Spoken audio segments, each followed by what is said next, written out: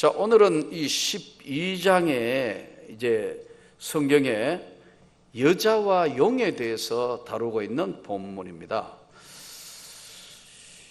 우리나라는 미성년자를 언제부터 몇 살까지가 이제 몇 세, 19세까지를 미성년자로 보고 있어요. 그러니까 만 19세 미만을 우리는 미성년자 이렇게 우리나라는 정해져 있어요. 그러니까 이제 조금 낮추자 뭐 그런 이야기도 하고 있는데 각 나라마다 조금씩은 다릅니다. 그런데 우리가 옛날 어른들이 언제 철이 나겠느냐 그런 이야기를 하죠. 또 옛날 어른들이 쓰는 용어로 언제 쉬근이 나겠느냐 그러잖아요. 언제 철 들래, 언제 이제 쉬근이 나겠느냐 이렇게 이야기를 했어요. 그런데 이것은 일찍이 철이 나는 사람이 있고 진짜 철들지 않고 늦게 이제 철이 드는 사람이 있어요. 조금씩 많이 달라요. 근데 기준이 우리나라에 아까 말씀드린 것처럼 미성년자는 만 19세 이하를 우리는 미성년자로 그럽니다. 사람이 인생을 살아가는데 분명히 이제 무엇이다고 어렴풋이 깨닫는 것이 있는데 세 가지를 깨달아야 이제 이게 철들었다, 쉬근이 났다, 이게 정신연령이 미성년자다, 아니 아주 어린데도 정신연령이 확실하게 어른과 같다. 뭘 보고 아느냐는 거죠. 그죠? 성경을 통해서 보면 세 가지를 보고 철이 들었다, 쉬근이 났다, 미성년자지만 일찍이 성숙했다 이렇게 이야기한다. 그래서 만 19세 이하를 우리는 미성년자라 하지만 미성년의 기준은 조금씩 다르게 되어 있습니다. 첫째의 문제는 성경이 말씀하는 이 첫째의 문제는 나는 누구인가를 정확하게 깨닫는 거예요. 나는 누구인가? 이것을 자기 정체성이라 그러는데 우리는 부모 밑에 태어나서 뭐 잘 살았든 못 살았든 가난하게 살든 어쨌든 부모와 같이 살고 이렇게 하는 사람들은 그래 정상적인 가정에 자라는 사람하고 내 부모는 누구인지도 잘 모르고 세상 살았던 특별히 입양아. 지난번에 스웨덴 갔더니 그 음식점에서 서빙하는 자매가 한국계 애더라고. 아주 예쁘게 생겼어요. 근데 한국계인데 한국말을 한마디도 못해. 일찍이 입양해서 스웨덴에 왔는데 이 아이는 굉장히 맑고 깨끗한데 껍질은 한국애인데 속 내용은 완전 스웨덴이에요. 예. 근데 미국 같은 경우에는 대부분 보면 한 번도 그런 생각하지 않다가 초등학교, 중학교, 고등학교, 대학교 가면은 아이들이 반드시 뭘 찾느냐 하면은요, 본인이 어떻게 해서 입양했고 내 본 아버지 어머니가 어떻게 해서 나를 이렇게 입양을 해서 미국으로 보내게 됐는가 하는 것을 찾기 위해서 한국에 반드시 한번 온다고. 한번 따라합시다. 정체성 확인. 그런 게 아니라도 정상적인 한국 애들도요, 미국에 태어난 애들은 잘 알아요. 본인이 백인인지 흑인인지 생각을 한 번도 안 하고 자기는 얼굴색은 그냥 한국 얼굴색과 동양인으로 자랐는데 어느 날 대학 딱 가보면 중학교, 고등학교 때까지는 그 차이가 없는데 대학 딱 가보면 뛰어넘을 수 없는 벽이 있구나. 이 정체성 확인하는 거예요. 본인이 자기 정체성을 찾는데 이 한 가지만 확실하게 알아도 인생의 문제의 3분의 1은 해결된다. 나는 어디서 왔으며 어디로 가는 인생이며 내가 누구인가? 성경이 그렇게 답에 대한 질문이 뭐냐면, 지난주 설교 때도 말씀드렸지만 나는 어디서 왔으며 어디로 가는 것인가, 이것이 첫 번째 정체성인데 정확하게 안다고요. 여러분과 저는 하나님의 영광을 위하여 선택된 사람입니다. 맞습니까? 이 정체성 확실하게 안다고요. 두 번째, 정체성 다음에 가장 큰 문제가, 정체성에서 오는 첫 번째가 뭐냐면 자아 형성입니다. 아이들로 이야기하면 이 아이들이 그래서 자기가 누군지를 알면서부터는 이제 철들기 시작한다. 부모에 대해서 엄마, 아빠 막 이러다가 갑자기 애가 철들어가 아버지, 아버님 이런다고. 그럼 좀 당황스럽다. 늦은 애들은 언제 그리 바뀌었냐면 군대 갔다 오가 아버님 이런다고. 그때까지는 뭐 아빠, 엄마 뭐 막 하던 애가 확 달라진다. 자아가 형성됐다. 정체성이 정리가 됐다. 나는 한국 사람이다. 미국에 살면서도 그때서야 와가 왜 한국말 부모가 안 가르쳐 줬냐고 애들이 막 화내는 애도 봤어요. 자아, 정체성 확인입니다. 두 번째는 나는 무엇을 해야 하는가 하는 문제를 찾는 겁니다. 이때 이것이 뭐냐면은 삶의 방향을 정하는 거예요. 나는 무엇을 해서 살아갈 것인가? 거기에 대한 궁극적인 대답을 할 수 있어야 이게 이제 삶의 방향이 정해져요. 우리나라는 너무 대학에 죽고 살고 하다 보니까 내일 수능인데 대학에 죽고 살고 사실은 가만히 보면 인생의 긴 안목에 보면 물론 대학도 중요하지만 한 과정 아니에요? 공부 제가 늘 이야기하지만 1등부터 나는 학교 선생을 해봤는데 1등부터 500명 중에서 1등부터 한 10등까지는 공부해가지고 그 인생이 도움을 받고 살아갈 수 있는, 그런데 11등부터 500등은 졸업하면 위아 동문이에요. 다 똑같다니까. 사실은 뭐 걔가 걔고 걔가 그고 공부 조금 잘해가 좋은 대학 갔다고 뭐 그게 행복한 것도 아니고 잘 되는 것도 아니고 그렇더라고 이게. 그러함에도 불구하고 우리는 우리나라 교육 시스템이 대학에 목숨을 걸어야 한다.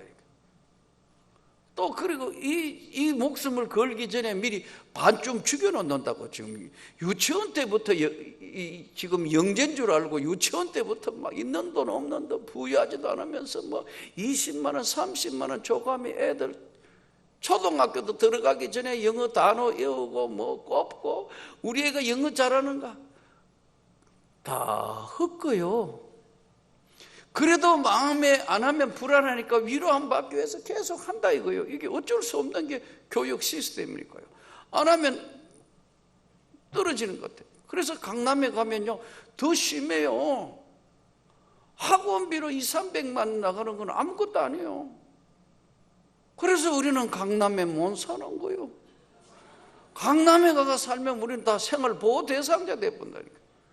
꼭 학원 한 과목에 100만 원, 뭐 150만 원 이런 쪽집게 뭐 가면은 300만 원씩 하는데 다 줘도 모자라는데,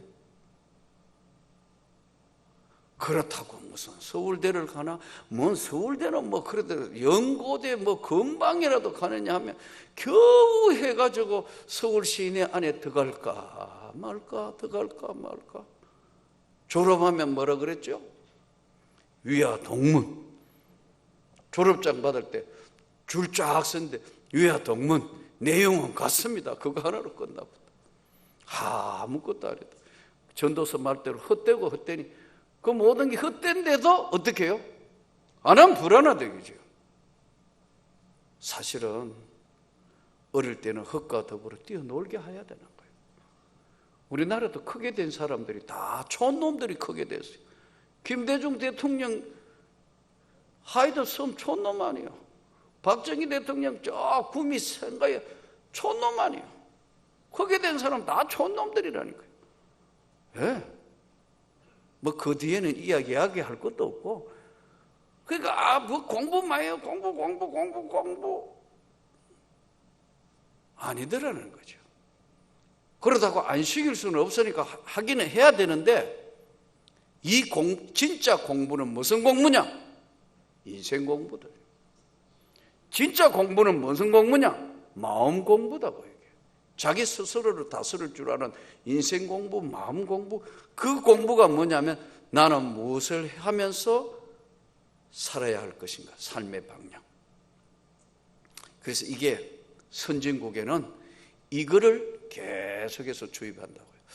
옛날에 하버드 대학교에 샌더스 교수가 Justice, 정의란 무엇인가, 하버드 대학 공부 수업하는 거 그걸 쫙 보면서 사교 선생님에 관심이 많아가 그 프로그램 오래 봤어요. 교수가 답을 내주지 않아요. 학생들이 다민족국 아이들이 막 이거저거 막 이야기하다가 마지막에 결론으로 들어오는 건 뭐냐면 이 땅에 완전한 정의는 없더라. 정의는 시대별로 바뀌는 게 정의가 아니다. 시대가 아무리 바뀌어도 변함이 없어야 정의인데 이 정의를 찾아보니까 이 땅에는 없더라. 속으로 샌더스 교수가 굉장히 똑똑하다. 이 땅의 정의는 오직 예수밖에 없다. 내가 나가 한번 크게 소리 지르면 좋겠는데 나는 거기 못 가니까 여주지도 않고.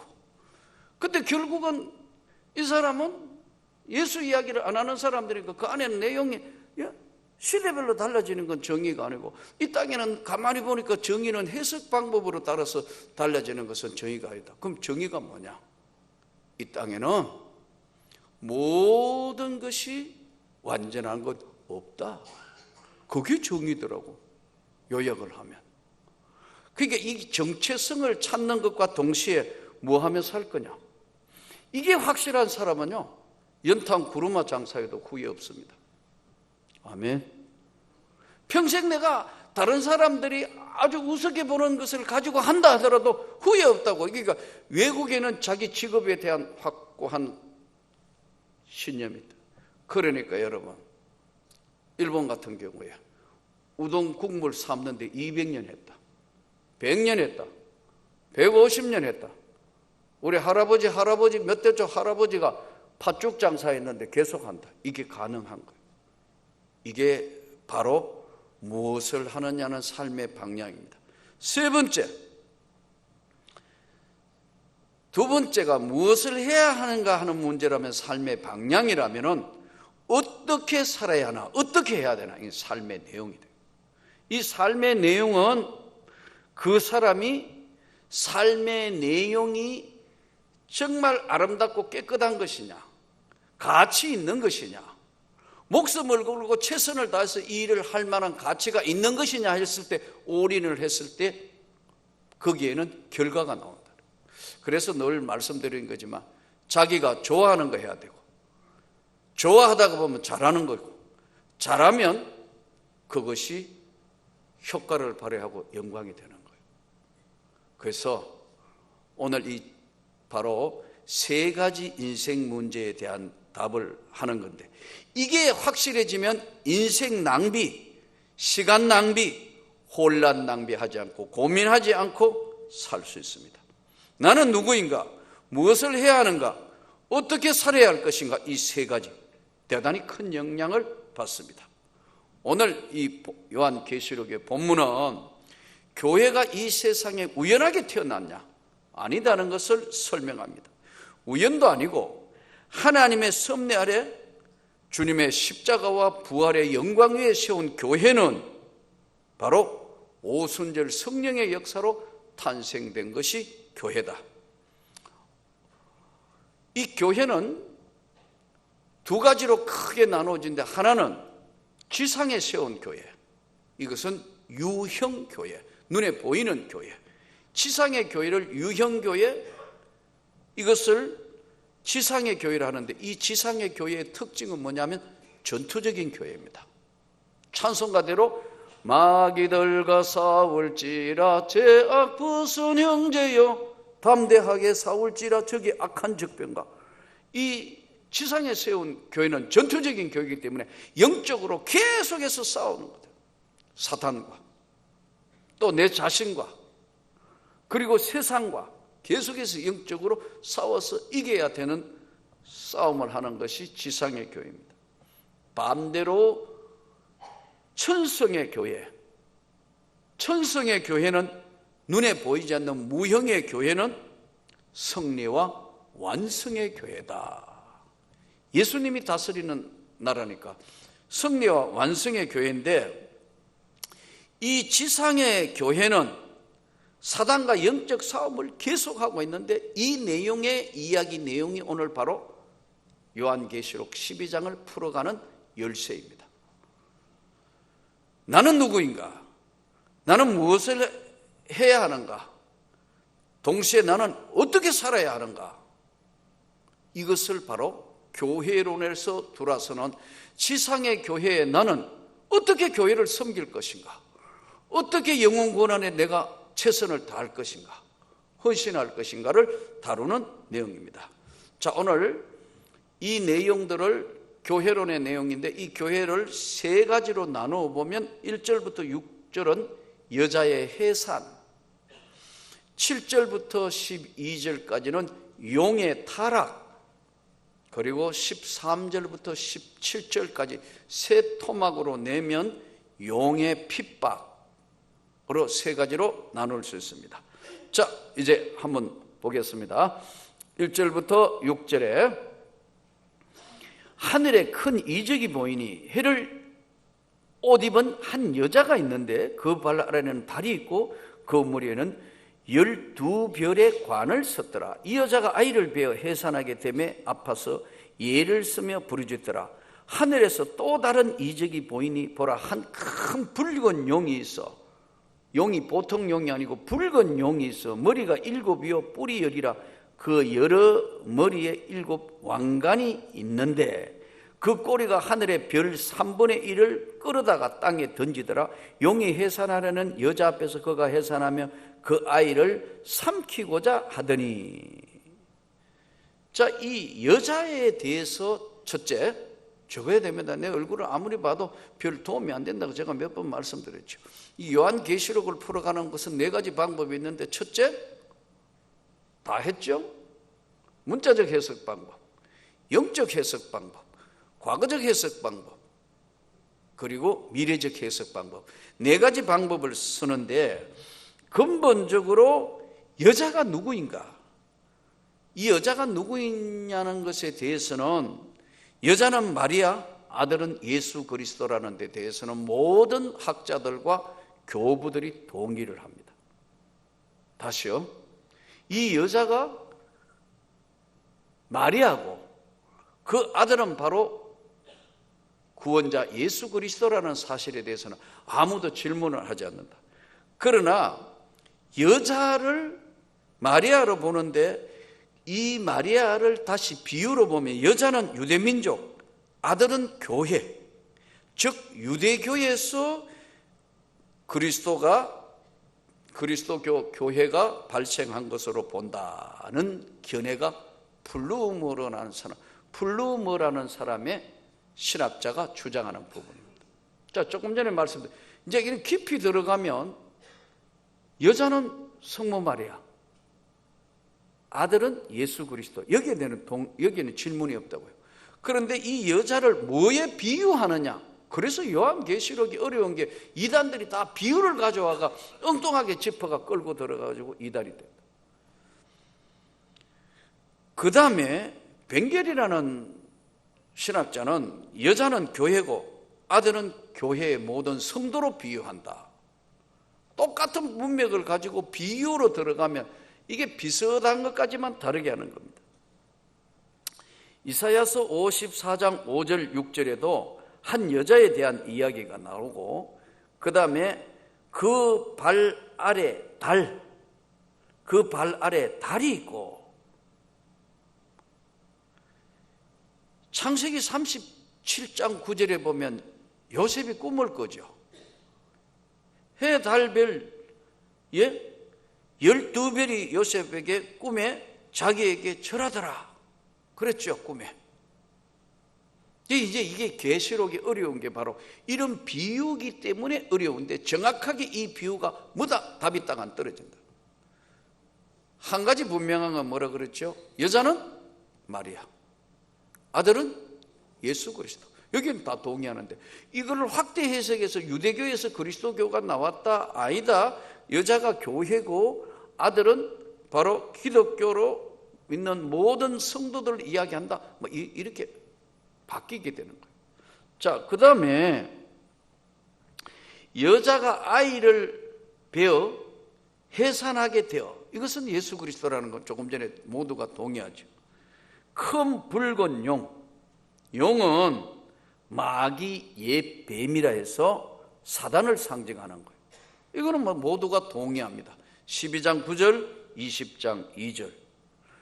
머리가 7, 뿔이 10.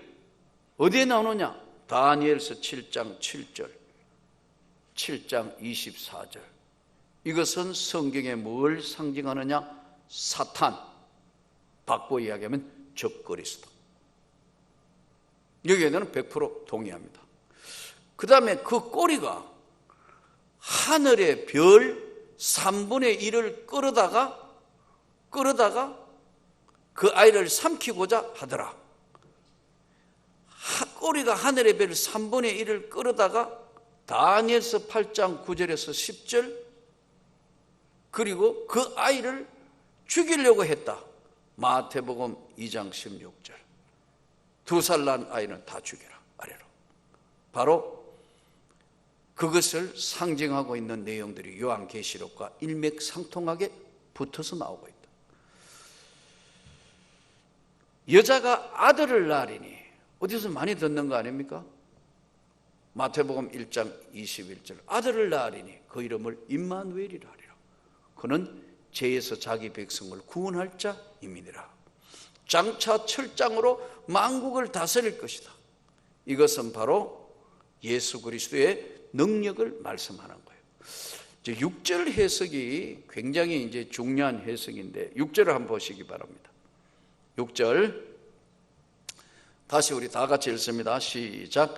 그 여자가 광야로 도망하며 거기서 1260일 동안 그를 양육하기 위하여 하나님께서 예비하신 곳이 있더라. 이 1260일을 뭐로 보냐? 1260일을.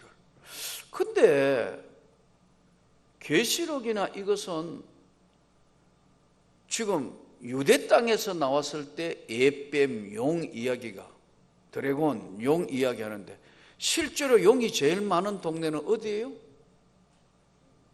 중국. 전부 용으로 둘둘둘둘둘 감았어요. 가보면 전부 용머리, 용. 중국 왕 무슨 옷 입었어요? 용포.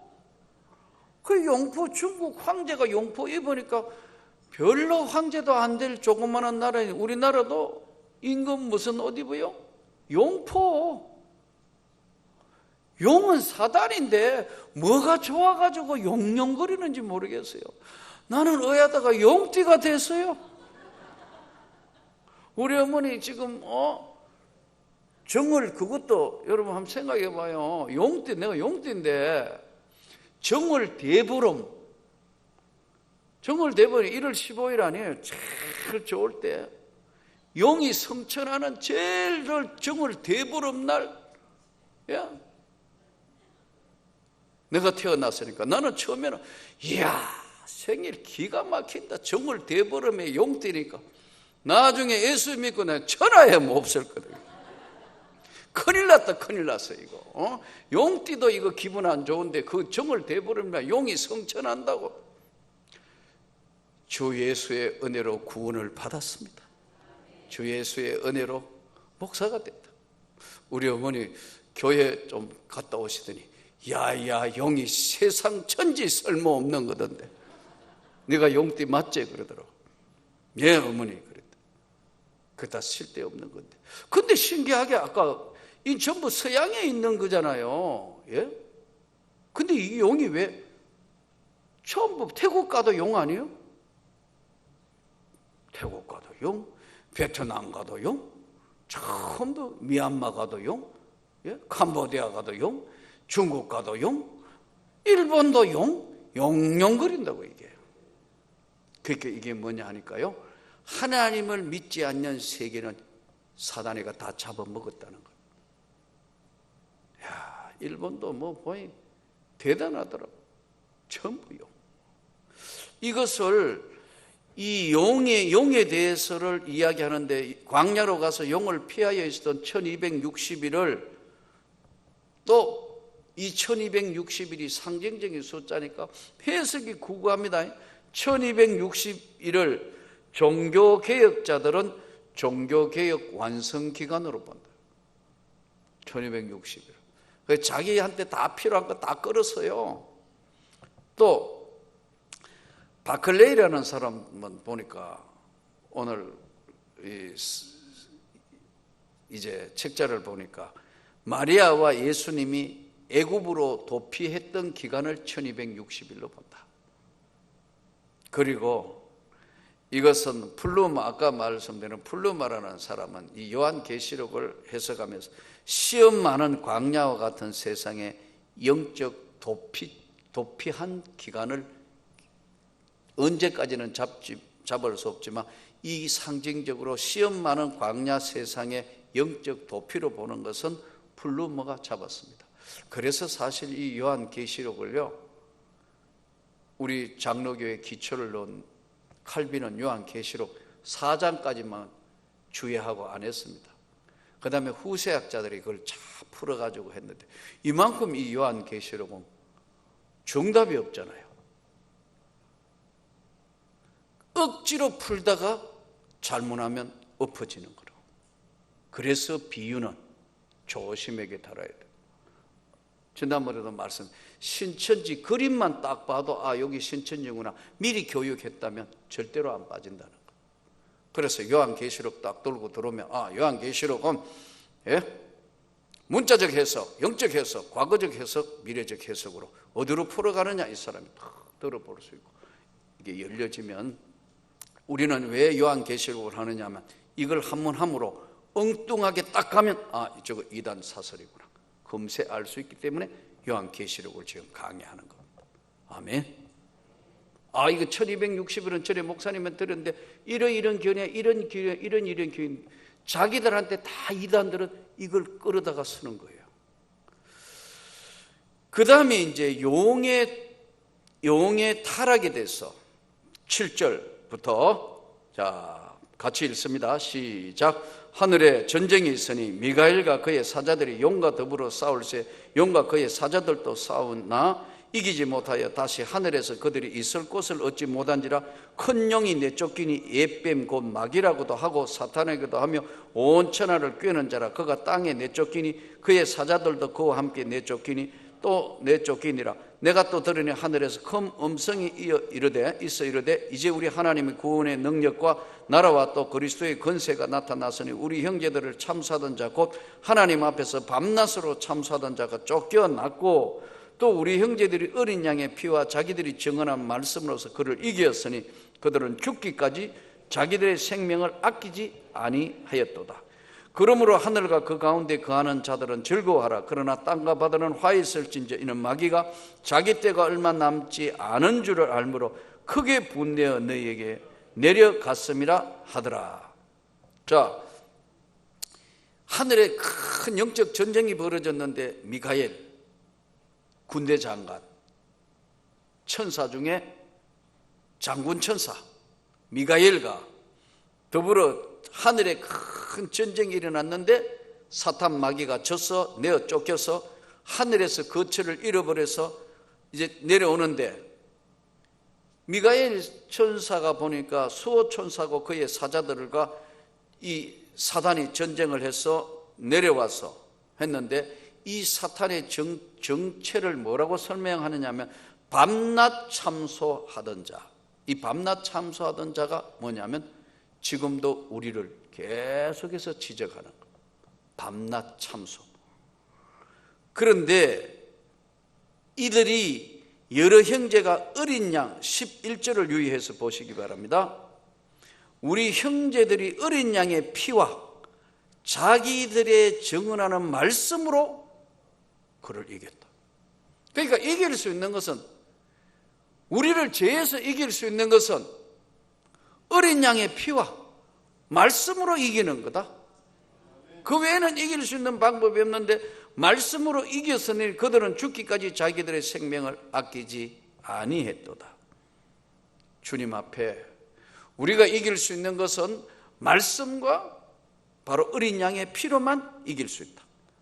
그들이 쫓겨오면서 하늘과 그 가운데 있는 자들은 즐거워하라. 땅과 바다는 화이슬 진즉 마귀가 자기 때가 얼마 남지 않은 걸 보고 최후의 발악을 하게 될 거다.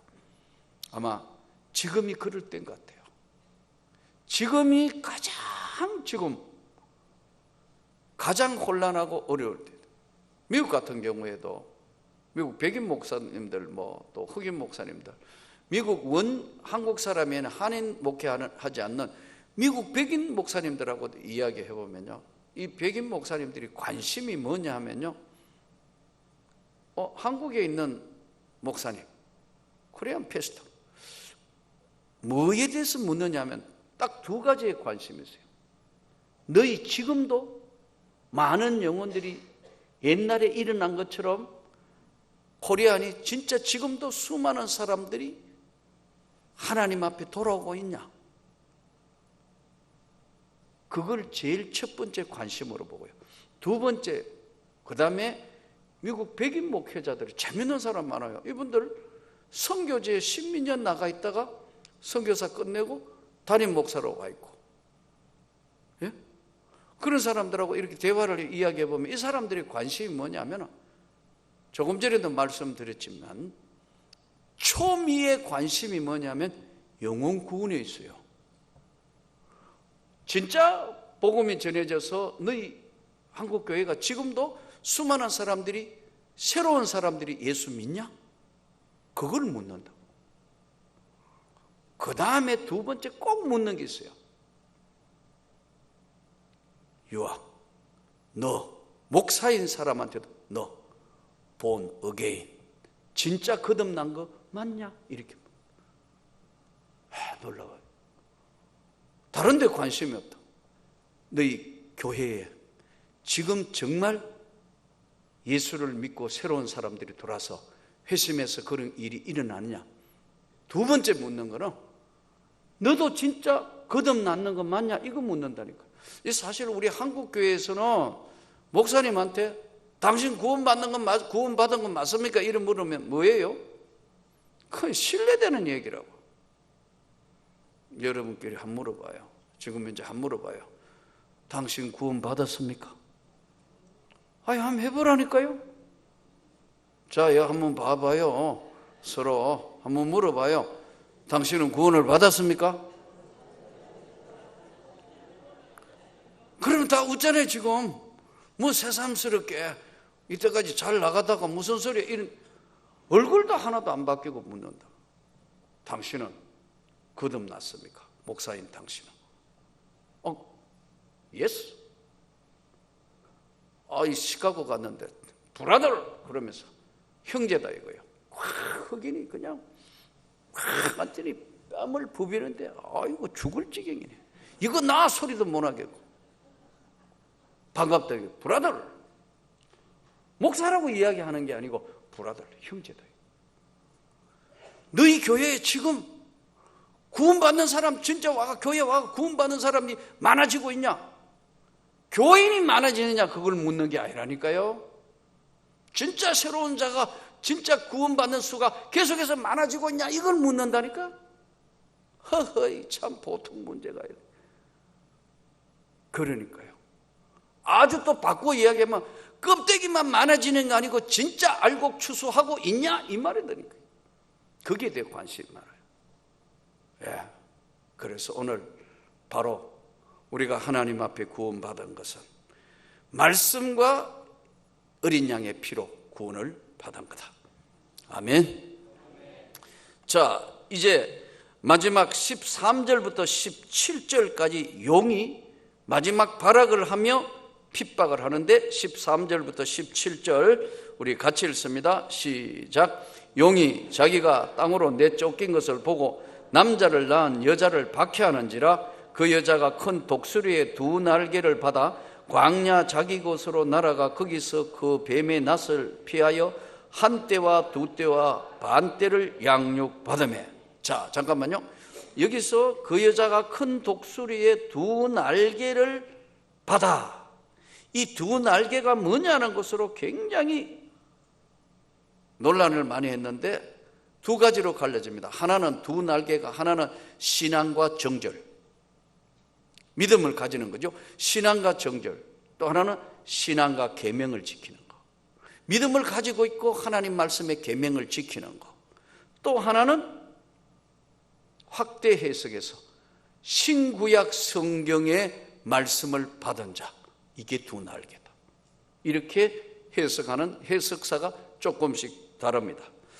그 다음에 한 떼, 두 떼, 반 떼는 우리가 지금 우리 장로교가 주장하는 천년설과 조금 다른 세대주의라고 소위 이야기하는 학설인데, 대환란의 3년 반 그리고 전반 후반을 나눌 때 후반기 3년 반을 이야기할 때 한 떼, 두 떼, 반 떼 이렇게 나누었어요.